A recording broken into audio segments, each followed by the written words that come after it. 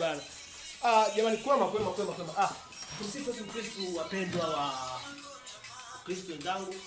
Leo tuko live tena kwa mara nyingine. Tunasema asante sana Mwenyezi Mungu kwa kutupatia Jumapili hii iliyokuwa ni adhimu yenye kishindo. Hivyo basi tunakuomba sana wewe kama Mkatoliki, leo tunapata fundisho gani? Leo ni siku ile ambayo Kristo ameweza kujionekanisha, si ndio? Lakini pia tunapata fundisho gani? Majusi watatu wametoka katika mabara tofauti ambamo kuna Ulaya, kuna Asia, lakini pia kuna Afrika.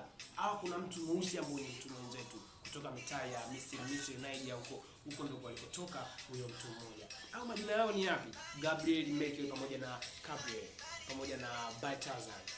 Watu wanaweza kutufanya sisi tuonekane wao wanakuwa vielelezo wa sisi kutufanya kuwa sehemu imara na sahihi katika kutoa shukrani zetu kwa huyu mtoto wa Kristo.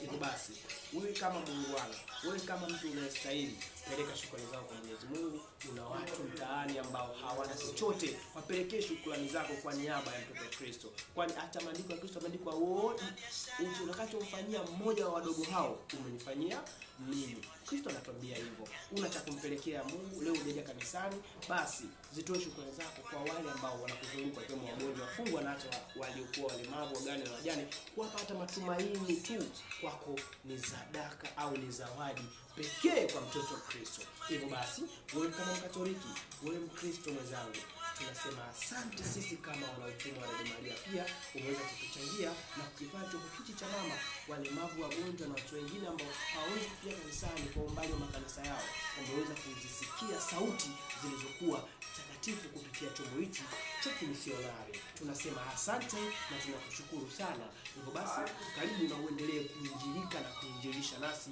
kutoka hapa kwetu Mikocheni. Asante na karibu. Mungu atukuzwe na mwanadamu hata atukuzwe. Chao na uwe na ukarimu mwema katika Jumapili hii ya kuonekana kwa Kristo. Asante. Bana. Jamani, kwema. Tumsifu Yesu Kristo, wapendwa wa Kristo wenzangu. Leo tuko live tena kwa mara nyingine. Tunasema asante sana Mwenyezi Mungu kwa kutupatia Jumapili hii iliyokuwa ni adhimu yenye kishindo. Hivyo basi tunakuomba sana wewe kama Mkatoliki, leo tunapata fundisho gani? Leo ni siku ile ambayo Kristo ameweza kujionekanisha, si ndio? Lakini pia tunapata fundisho gani?